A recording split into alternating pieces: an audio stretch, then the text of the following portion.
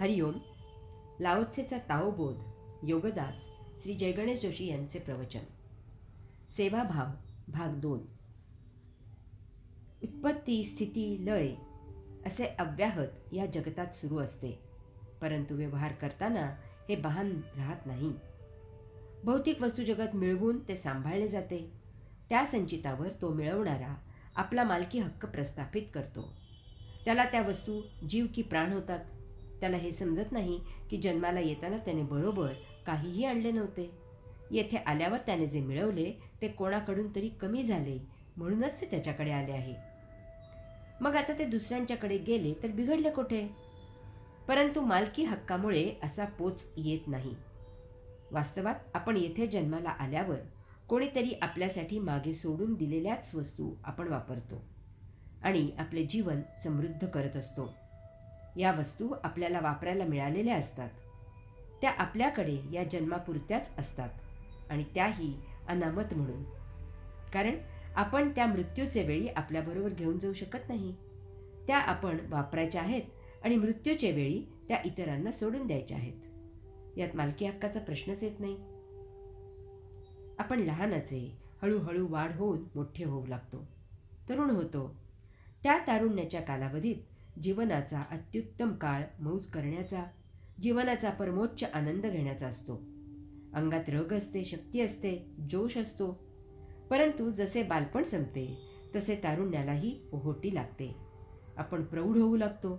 अंगातील रग कमी होते, शक्ती क्षीण होते, जोश निघून जातो. एवढ्याने भागत नाही. आता वार्धक्याकडे वाटचाल चालू राहते. तरीही तारुण्याची मौज, रंगेलपणा मनातून जाता जात नाही.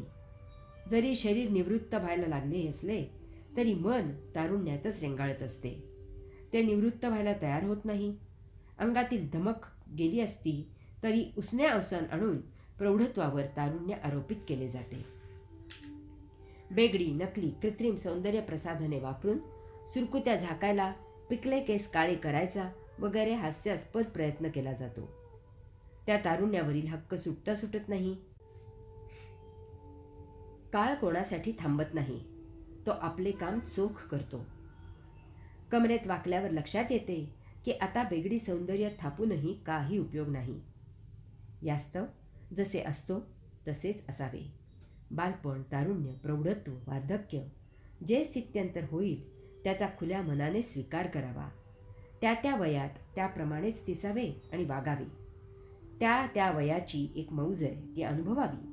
त्यातही लीला आहे, ती ओळखावी. जे जसे असेल त्याचा त्या स्थितीत योगी स्वीकार करतो. त्या त्या परिस्थितीला तो सामोरा जातो आणि त्याला सहयोग करतो. तेच नैसर्गिक आहे आणि शोभनीयही आहे. साविरक्ता. काम करताना नेहमी सेवाभाव असला पाहिजे, म्हणजे काम साविरक्ता या भावनेने केले जाईल. अगदी ज्या कामाचा मोबदला मिळणार असला तरीही त्या कामाबद्दल काम करताना नेहमी निरीच्छ भावच असला पाहिजे. तसे नसेल तर जसे दाम तसे काम अशी भावना ठेवून काम केले जाईल. अशा कामाची प्रत कमी असेल, शिवाय काम केल्याचे समाधान आणि आनंद मिळणार नाही. यास्तव कोणतेही काम हे प्रभूचे काम आहे या भावनेने केले पाहिजे. लाओत्से म्हणतो की योगी कर्तव्य कर्म करतो, परंतु त्याचे श्रेय घेत नाही. योगी सर्वांसारखेच काम करतो, परंतु त्याचे श्रेय घ्यायला तो तेथे थांबत नाही. काम झाले की तो दुसऱ्या ठिकाणी काम करायला निघून जातो, कारण कामाकडे पाहण्याचा त्याचा दृष्टिकोन कर्तव्य करणे हा असतो. योगी कधीही उपकाराच्या भावनेने काम करत नाही. अनेक जणांना सवय असते की थोडे जरी काही काम केले तरी त्याची जाहिरात करायची. जे केले त्याचा कितीतरी पट त्यांची काम केल्याची बडबड ऐकावी लागते. ऐकणाऱ्याला असे होते की कोठून याला काम सांगितले. योगी काम केल्याचे श्रेय घेत नाहीत. समारंभात ते राब राब राबतात आणि मान सन्मान, हार तुरे घ्यायची वेळ आली की तेथून पसार होतात. योग्यांचा तर कर्तव्य करणे असाही भाव नसतो. ते सहजच काम करतात. जीवन जगण्याचा एक भाग म्हणून काम करतात. जसे जेवायचे काम करायचे तसेच इतर कामे करायची. आपण काही काम करत आहोत म्हणजे काही निराळे करत आहोत असा योग्यांकडे भाव नसतो. माझ्या गावाला एक विद्वान होते. इतर त्यांचे समवयस्क लोक पत्ते खेळून मजा करायचे. अगदी त्याचप्रमाणे ते आम्हा लहान मुलांना गणित संस्कृत शिकवून मौज करायचे. त्यांना गणिते सोडवण्यात करमणूक वाटायची. संस्कृत वाचण्यात आणि ते समजावून देण्यात त्यांना मजा यायची. या अशा उपक्रमात त्यांना मनस्वी आनंद मिळत असे. सायंकाळी पारावर बसून जेव्हा वृद्ध मंडळी गप्पा मारत बसत असत, तेव्हा हे विद्वान लहान मुलांकडून श्लोक परवचा म्हणवून घेत असत. ते झाल्यावर अत्यंत रसाळवाणीने अनेक विविध गोष्टी सांगत असत. त्यांच्याकडे हजारो गोष्टींचा खजिना होता. हे सर्व ते वेळ जायचे साधन म्हणून करत असत.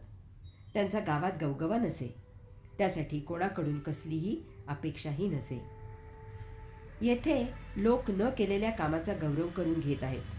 प्रसिद्धीची एक संधी सोडत नाहीत.